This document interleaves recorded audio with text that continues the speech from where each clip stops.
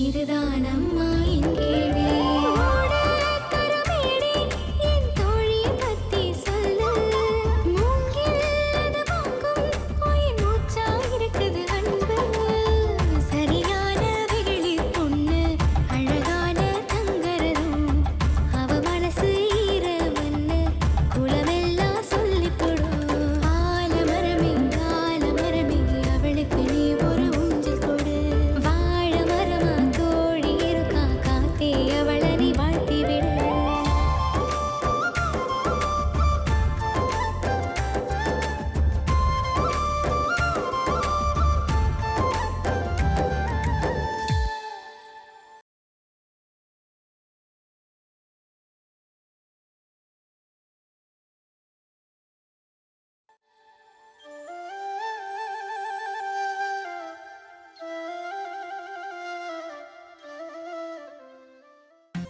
ஏண்டி நீ பாட்டுக்கு மனசுல ஒண்ணு வச்சுக்கிட்டு பொட்டிய தூக்கிட்டு பிறந்த வீட்டுக்கு போனியே, அப்ப என்ற அப்பனாத்த மனசு எவ்வளவு வெசனப்பட்டிருக்கும்.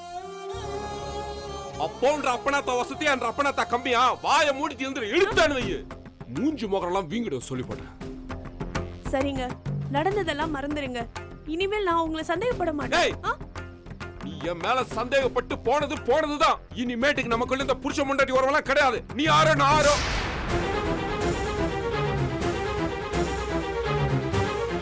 இதென்னங்க பேச்சு?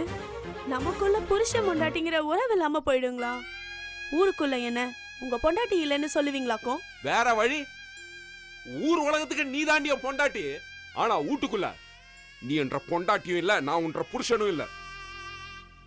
நெசமா தான் சொல்றீங்களா? ஏன் சத்தியம் பண்ணி சொல்லுமா?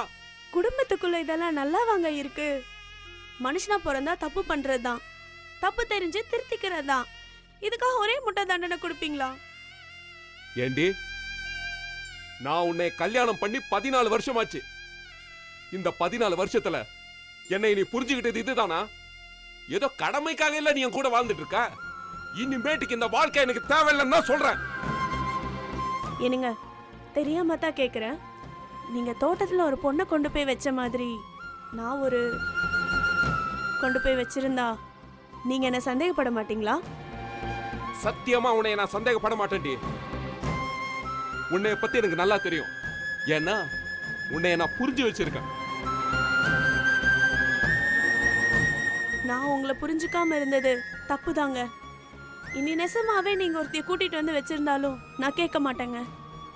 ஊட்ட விட்டும் போக மாட்டேங்க.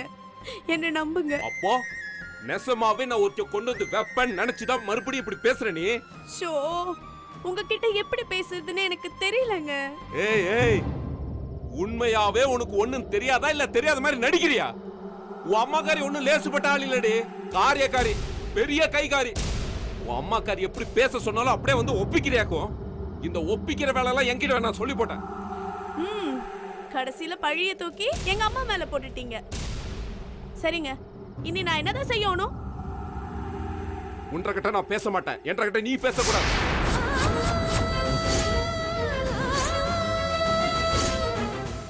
வீட்டுல இருக்கிற பெரியவங்களுக்காக நீங்க இருந்துக்கோ. இனிமேட்டுக்கு உனக்கும் எனக்கும் ஒத்து வராது. என்னை இவ்வளவு அவமானப்படுத்துவீங்கன்னு நான் நினைக்கவே இல்லைங்க.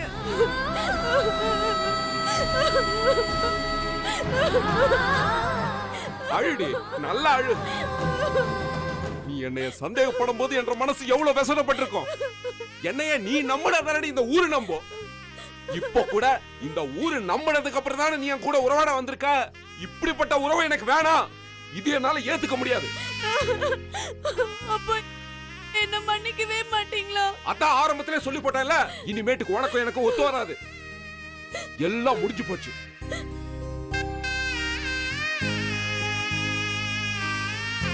என்னங்க?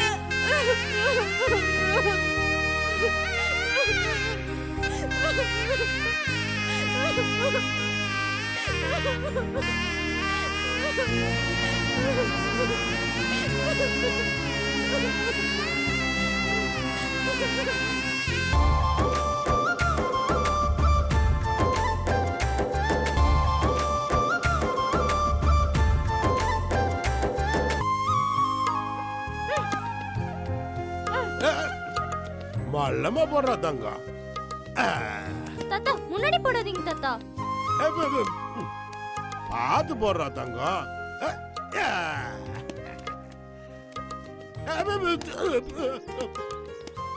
போ, பந்தடு தண்ணிக்குள்ள வளர்ந்துட போகுது. ஏன் தாத்தா நானே தான் பாயில் எடுக்கணுமா? நீங்க போய் எடுக்க மாட்டீங்களா? தாத்தாக்கு வயசாயிடுச்சு இல்லாம நீ ஓடுற மாதிரி என்றனால ஓட முடியுமா? ஒன்றரை கூட பள்ளிக்கூடத்துல படிக்கிற பசங்க யாராவது கூட்டு வந்து விளையாடலாம்ல? நான் பண்ணையார் பேத்தின்னு எனக்கு கண்டாலே பயப்படுறாங்க தாத்தா. அப்படிதான் கண்ணு இருக்கணும். பெரிய வீட்டு போகணும்னா அதுக்கு ஒரு மறுவாதி கௌரவம்லாம் இருக்கணும்ல? ஏன் கண்ணு ஒரு மாதிரி ஆயிட்ட? எனக்கு எத்தனை காட்டணும் இல்ல தாத்தா? ஆமாம் தங்கம், என்ற பேத்தினா சும்மாவா?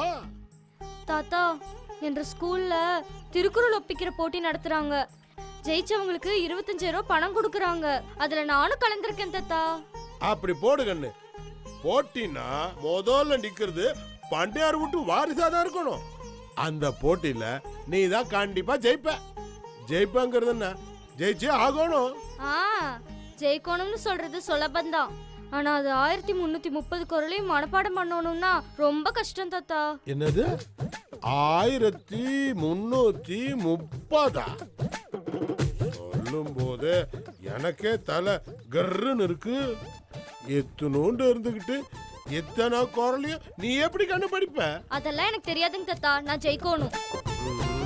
ஐயா வணக்கம் ஐயா. வணக்கம். வேலா ஆறுது ஐயா, நம்ம பள்ளிக்கூடத்துல திருக்குறள் போட்டி நடத்துக்காரு வந்திருக்காருங்க. நம்மள பாக்கணும்னு சொன்னாருங்க. அதான் கூட்டி வந்திருக்காருங்க. அட, அது நீங்க தானா? இப்பதான் என்ற பேத்தி சொல்லிக்கிட்டு இருந்தா. அப்படிங்களா? ரொம்ப சந்தோஷங்க ஐயா. ஏனுங்க, உங்ககிட்ட நான் ஒண்ணு கேட்கணும். என்னங்க ஐயா? திருக்குறளை எழுதினவரு அதிகமா எழுதி போட்டாராக்கும். 1000க்கு மேல எழுதுனா சின்ன பிள்ளைங்க எப்படிங்க படிக்கும்? போட்டி வைக்கிறவங்க இந்த பாட்டு போட்டி, இந்த டான்ஸ் போட்டி, இல்ல இந்த பந்து போட்டி கூட வைக்கலாம். என்ற பேத்தி பிரமாதமா பந்து விளையாடுவா. இப்படி காலத்துக்கு ஏத்த மாதிரி ஏதாவது வைக்கலாம்ல? ஐயா, திருக்குறளுங்கிறது 4 வேதங்களுக்கு சமமானதுங்கய்யா. அதனாலதான் இத மொழிபெயர்த்து உலகம் ஃபுல்லா படிச்சுக்கிட்டு இருக்காங்கய்யா. வெள்ளக்காரன் இத படிச்சு இதோட மகிமைய நமக்கு திருப்பி சொல்றதுக்கு முன்னால நாம இத படிச்சு தெரிஞ்சுக்கணுங்கய்யா. அதனாலதான் ஐயா பரிசு தொகை 25,000 ரூபாய் நாங்க அறிவிச்சிருக்கோம். அது சரிதான். நம்ம நாட்டு பெருமைய வெளிநாட்டுக்காரங்க தெரிஞ்சுக்கிறது அளவுக்கு நம்ம நாட்டுக்காரங்க தெரிஞ்சுக்கிறது இல்லையே. சரி, இப்போ உங்களுக்கு என்னால என்ன ஆகணும்? போட்டி முடிகிற வரைக்கும் எனக்கு தங்குறதுக்கு ஒரு இடம் வேணுங்கய்யா. அவ்வளவுதானே? ஆமாங்கய்யா. வேலா, நம்ம தோர்த்து வீட்டுல இவங்க தங்குறதுக்கு என்ன வேணுமோ ஏற்பாடு பண்ணி கொடு. போட்டி முடிஞ்சு இவங்க திரும்பி போற வரைக்கும் நம்ம வீட்டு சாப்பாடு தான் அவங்களுக்கு. அஸ்தி பாருங்க. நீ தான் அவங்கள கவனிச்சுக்கோணும். சரிங்க தாத்தா, ஒரு நிமிஷம் இங்க வரீங்களா? இரு தங்க, பேசிக்கிட்டு இருக்க. வாங்க தாத்தா. ஒரு நிமிஷம் வந்து. சரிங்கய்யா. திரும்ப பந்து விளையாடலாம் கூப்பிட கூடாது. என்றா கண்ணு? தாத்தா, அவர் மனசு வச்சா என்னால இந்த போட்டியில ஜெயிக்க முடியும். எப்படி கண்ணு? 1330 குறளையும் என்னால மனப்பாடம் பண்ண முடியாது. சரி, இவங்க போட்டிக்குன்னு எந்தெந்த குறளை கேட்பாங்களோ அதை மட்டும் தெரிஞ்சுக்கிட்டா அதை மட்டும் படிச்சு போடுவேன். அப்புறம் நான் தான் ஜெயிப்பேன். இவங்க போட்டிக்கு எதையெல்லாம் கேட்பாங்கன்னு கேட்டு என்கிட்ட சொல்லுங்க. அவ்வளவுதானே? அப்ப நீ போட்டியில ஜெயிச்சாச்சுன்னு வச்சுக்க கண்ணு. அந்த ஆளை எப்படி போட்டு அமுக்குறேன் பாரு. கோழி அமுக்குற மாதிரி அமுக்கி போடுறேன். வா.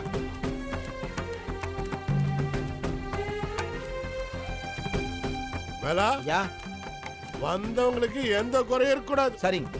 தினமும் காலையில ஆடு வெட்டி தலைக்கறி குழம்பு வச்சு கொடுத்துரு. சரிங்க. மத்தியானம் மீன் குழம்பு விரால வறுத்து கொடு. சரிங்க. ராத்திரி கோழி அடி. அடிச்சிருங்க. ஒரு குறையும் இருக்கக்கூடாது. இல்லைங்க. நீ தான் பாத்துக்கணும். சரியா? சரி. சரி, நீ புறப்படு. ஏற்பாடு சரிங்க. ஐயா, இந்த அளவுக்கு நீங்க எங்களை கவனிப்பீங்கன்னு நாங்க கொஞ்சம் கூட எதிர்பார்க்கல ஐயா. ஆமாம் தம்பி, நீங்க மாசத்துக்கு என்ன சம்பாதிக்கிறீங்க? என்னங்கய்யா, மாசம் ஒரு 5,000 ரூபாய் தான். 5,000 ரூபாய் வச்சுக்கிட்டு இந்த காலத்துல எப்படி குடும்பம் நடத்துறது? என்னங்கய்யா பண்றது? நான் வேலை பார்க்குற அறக்கட்டளையில எனக்கு அவ்வளவுதான் ஐயா கொடுக்குறாங்க. நம்ம கிட்ட வந்துட்டீங்கல்ல, இனிமே உங்களுக்கு நிறைய பணம் வரும். என்ன புரியலையா? புரியலையா? இந்த திருக்குறள் போட்டியில சொல்லுங்கய்யா. 6 ஜெயிச்சாலும் 25,000 ரூபாய் பணம் கொடுக்கறதா சொன்னீங்கல்ல, ஆமாங்கய்யா. அந்த பணத்தை நீங்களே வச்சுக்கோங்க. என்ன பாக்குறீங்க? இத நிக்கிறல என்ற பேத்தி, நீங்க நடத்துற போட்டியில அவளும் கலந்துக்கிறா. என்ற பேத்தி ஜெயிக்கணும். போட்டியில எந்த கேள்வியில கேட்க போறீங்களோ அத என்கிட்ட கொஞ்சம் முன்கூட்டியே சொல்லி போடுங்க. ஜெயிச்சா நீங்க தரதா சொன்ன பணத்தை நீங்களே வச்சுக்கோங்க. ஐயா அது தப்பு இல்லைங்களா? தப்புதான். ஜெயிக்கணும்னு முடிவு பண்ணதுக்கு அப்புறம் தப்பு சரின்னா ஆராய்ச்சி பண்ணிட்டு இருக்க கூடாது. உங்களுக்கு 25,000 ரூபாய் பணம், தங்கறதுக்கு இடம், 3 வேளைக்கும் மூக்கு முட்டை கறி சாப்பாடு. என்ன சொல்றீங்க? இதனால நம்ம தேசத்துக்கோ நம்ம நாட்டு மக்களுக்கோ எந்த சேதாரமும் இல்ல. நிறைய இடங்கள்ல ஜெயிக்கிறது யாருன்னு முதல்லயே முடிவு செஞ்சதுக்கு அப்புறம் தான் போட்டியே நடத்துறாங்க. அதனால யோசிக்காம சரின்னு சொல்லி போட்டு பணத்தை எடுத்து போற வழியை பாருங்க. ஐயா இது வரைக்கும் இப்படி பண்ண இல்லைன்னு சொல்ல போறீங்க? என்ற பேத்தியும் அந்த பள்ளிக்கூடத்துல படிக்கிறா, அவ ஜெயிக்க போறா. போட்டியில கலந்துக்கிட்டவங்க 6வது ஒருத்தர் ஜெயிக்கணும் இல்ல, அதுக்கு தானே போட்டி.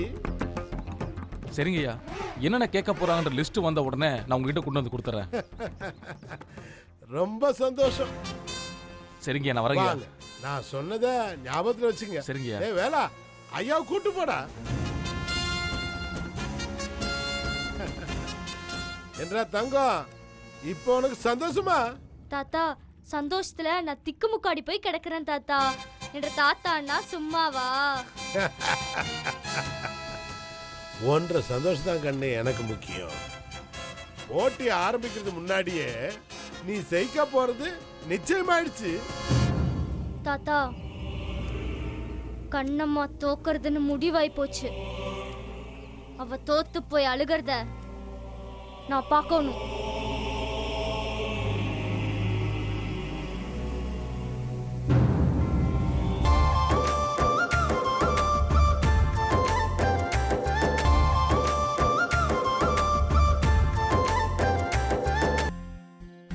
எய்திலார் குற்றம் போல் தன் குற்றம் காண்கின் பின் தீதிண்டோ மண்ணில் உயிர்க்கு.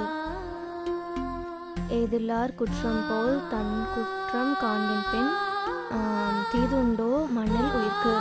எய்திலார் குற்றம் போல் தன் குற்றம் காண்கின் பின்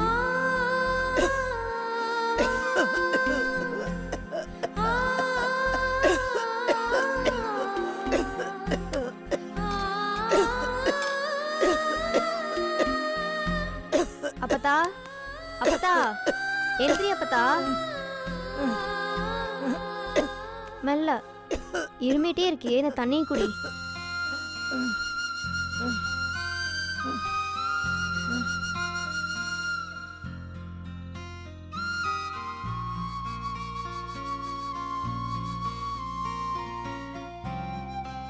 ஏசாமி நடுசாமி போச்சு, இன்னுமா நீ தூங்கல?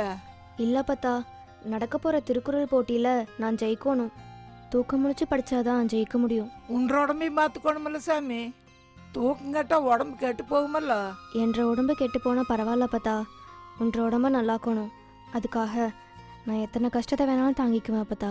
படிக்கிற காலத்துல கஷ்டப்படுறிய கண்ணு, இப்படி நீ தூக்கம் கட்டு படிக்கிறத பார்த்தா என்ற மனசு கஷ்டமா இருக்கு சாமி.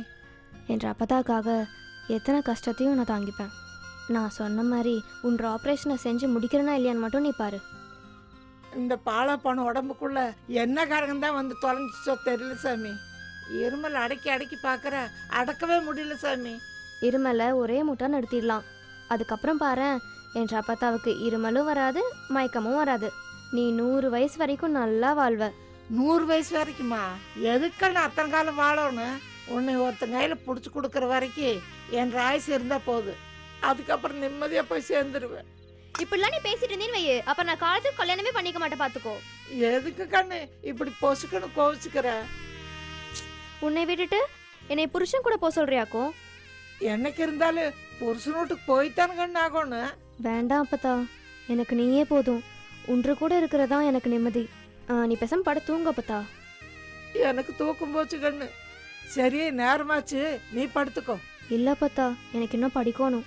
வர காப்பி வச்சு சட்ட சாமி. அப்பத்தா, நான் ஏதோ கடமைக்கு படிக்கிறதா இருந்தா காப்பியை குடிச்சிட்டு தூக்கத்தை வரட்டிட்டு படிக்கலாம். ஆனா நான் லட்சியத்தோட படிச்சிட்டு இருக்கேன் அப்பத்தா, எனக்கு தூக்கமே வராது. ஏன் அப்பத்தா அழுகுற?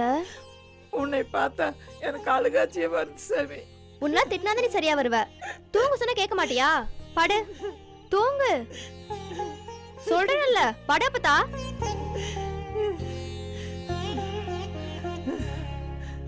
கண்ண மூடு.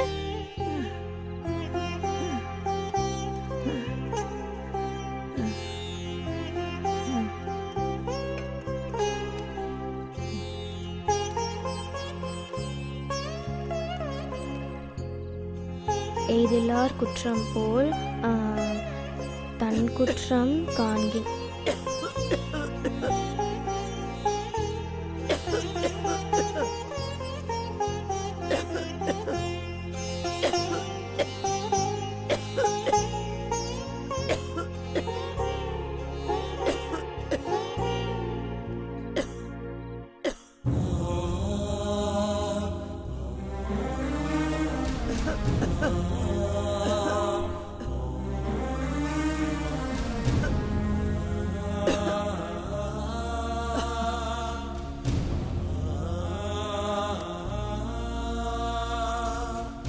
சாமி, என்ற அப்பத்தாவுக்காக நான் ஜெயிக்கணும். எனக்குன்னு ஒன்றுகிட்ட எதுவுமே கேட்டதில்லை. என்ற அப்பத்தாவை குணப்படுத்தியே ஆகணும். பாவம் அப்பத்தா, அதுக்கு என்னை விட்டா வேற யாருமே இல்லை சாமி. எப்படியாவது என்னை ஜெயிக்கவே.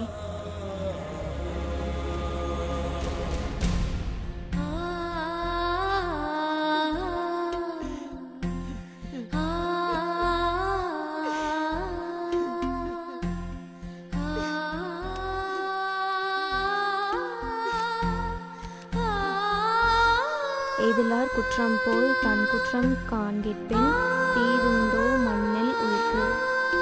எய்தில்லார் குற்றம் போல் தன் குற்றம் காண்கிற்பின்.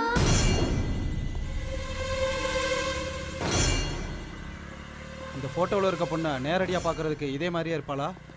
நேர்ல வேற மாதிரியும் போட்டோல வேற மாதிரியுமா இருப்பாங்க. என் கண்ணில் பட்டா தப்ப முடியாது. சரி, ஓடி ஒளிஞ்சு வந்தவங்க பப்ளிக்காக வருவாங்களா? கொடைக்கானல் வர்ற யாரா இருந்தாலும் லேக்குக்கும் போட் ஹவுஸ்க்கும் வராம இருக்க மாட்டாங்க. டூரிஸ்ட் பிளேஸ்ல இது சென்டர் பாயிண்ட், புரியுதா? சரி வா, போய் தேடி பார்க்கலாம். ம்.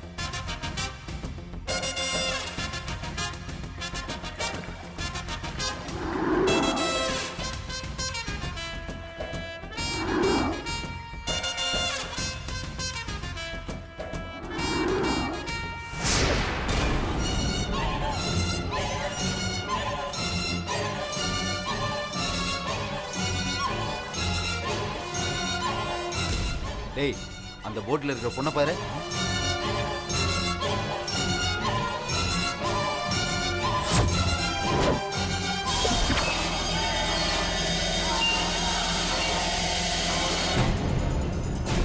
டேய் ஆமாண்டா, இந்த போட்டோவில் இருக்க பொண்ணு தான்டா அது.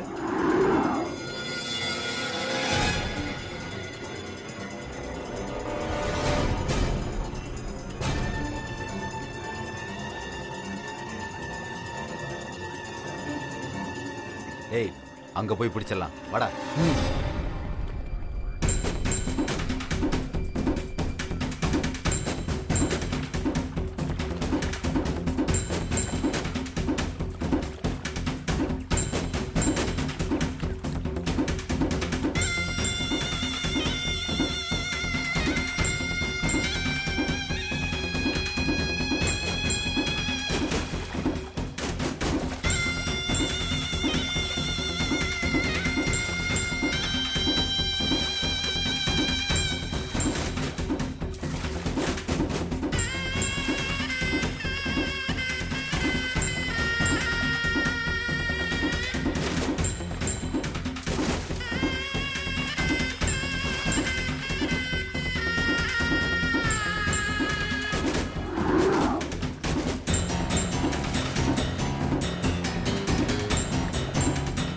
யோ சீக்கிரம் போயா.